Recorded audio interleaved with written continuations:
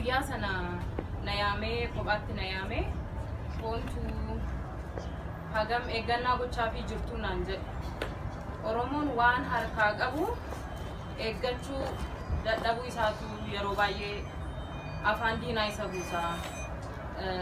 Kanaafi hagam eeggannaa gochaa fi jirtu kanas dhufu kun hundi firaa miti.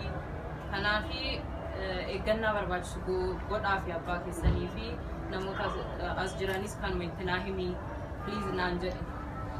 Hacaaluun nuyi of eeggadhaa nun jedhe anaan akka maatiitti akkas naan jedhe.